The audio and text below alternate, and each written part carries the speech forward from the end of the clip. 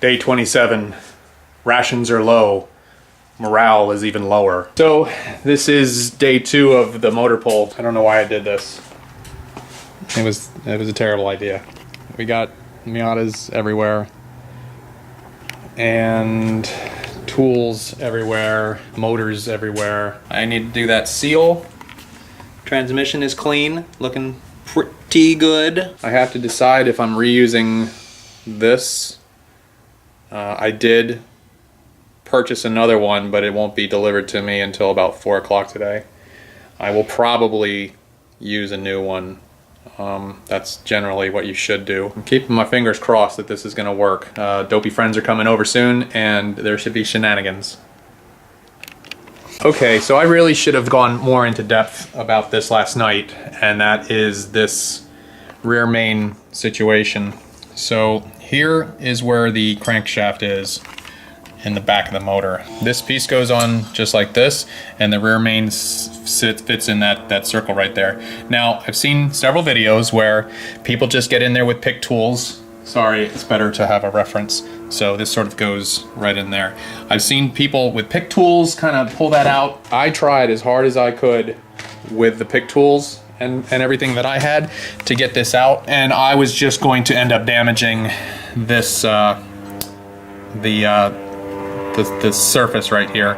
And from everything that I've read, that is the last thing you want to do. You do not want to score this crankshaft piece. Now, I actually did a little bit right there, and that's when I stopped trying to jig it out. So I decided to take this piece off, which causes more problems. It actually sits on this thing. I don't know how it goes. It goes somehow. Oh, fuck, I dropped it through there again. Anyway, it's a shit show. Don't take that piece off if you don't have to, because it creates more problems. And then you have to buy Ultimate Gray RTV to kind of make that happen again. But I didn't. I had to do it because my rear main seal was not coming out for nothing.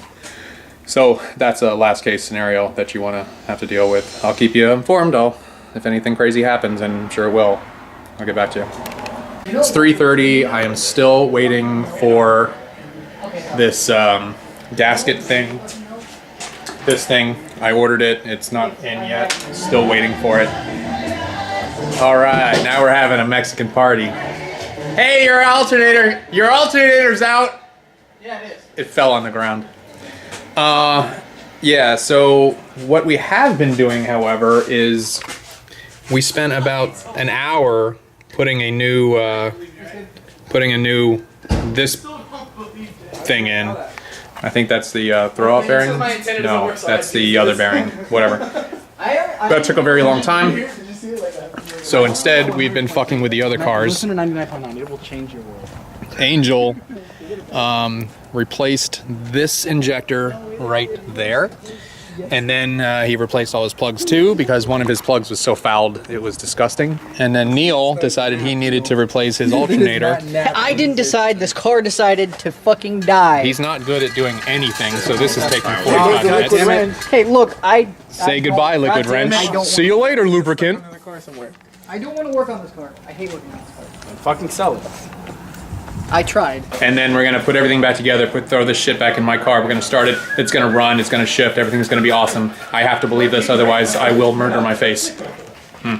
Okay, so here's the situation. We had the hardest bitch of a time. We had the hardest bitch of a time getting the main seal back in, and that was because for whatever reason I couldn't do it. So Jesus and I must have taken this thing off 3 or 4. 6 times to try and make it, because I would knock this in and it would go in crooked, and then this would go way too deep in there. Jose came up with the absolute brilliant idea to use your flywheel, once you get it kind of on a little bit, to use your flywheel, put your flywheel on there, use the 3 bolts, these 3 I guess, or whatever, to slowly screw in the flywheel to the crankshaft, and then it pushed the seal in equally, and there you go. It is not perfectly flat with this, but we argue that this thing isn't going anywhere once the flywheel's on. So, it's on. Alright, so update. this is here. We were trying to get this cam. We tried to get the cam sensor in, and we couldn't, so we had to pull off the valve cover.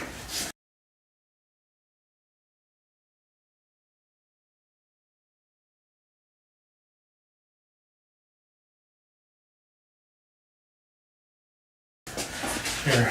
I'm about to cut my face off. But I have great friends. I'm going to show you something, and you guys might laugh, might or might not laugh. Look, who did this? There we go. Whoever did this, fuck you. But also, this is a video that's going to come probably soon. This is what I have bought. I have purchased this. I should not have, but I did anyways. So it's day 3 of this debacle, and as you can see, the motor is back in. I fully believe that this would have been done yesterday.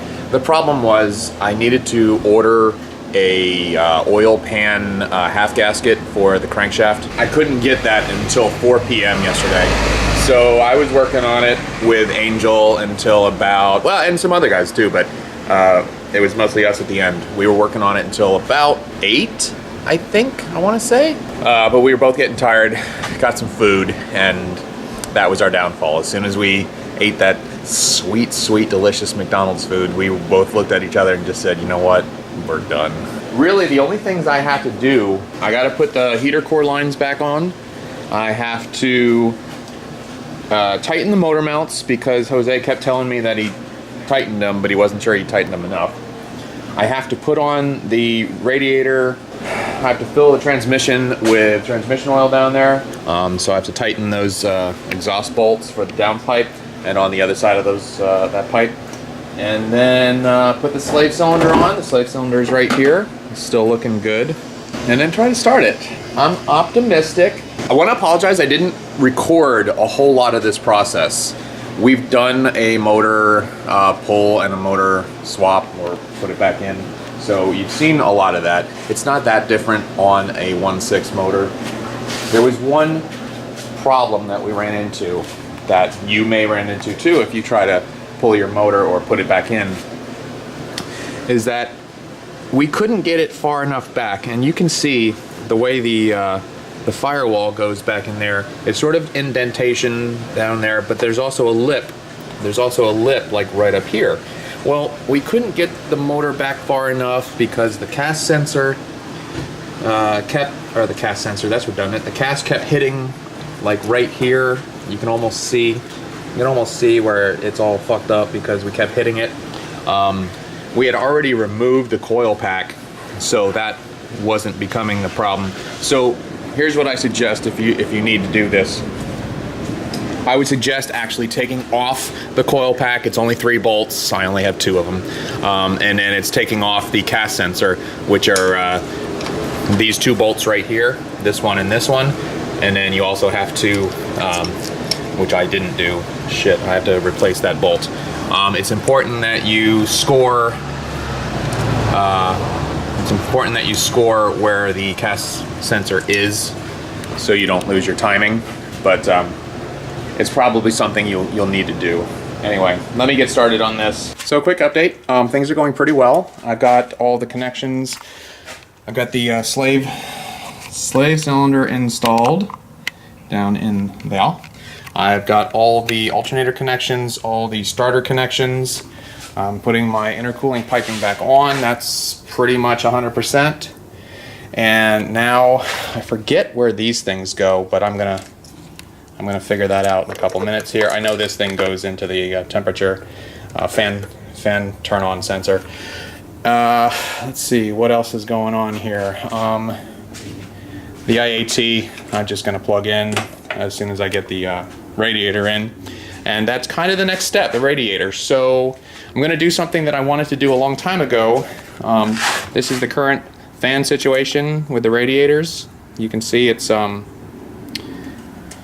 little crusty. When I did the radiator swap, it came with new fans, so that 90 has brand new fans to go with its eBay Mishimoto radiator. But this one got a swap, and it got my 90 fans, which are garbage, and these are the original 93 fans, which are much better. So I'm just gonna swap them out. Everything's done, so we're gonna try this.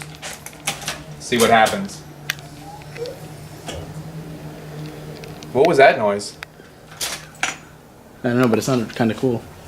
Oh, it was the headlight motors. Oh.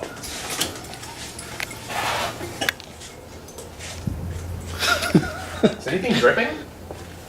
No, No. I don't hear anything dripping.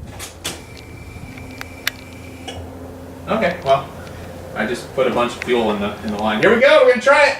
Come on, baby, do it.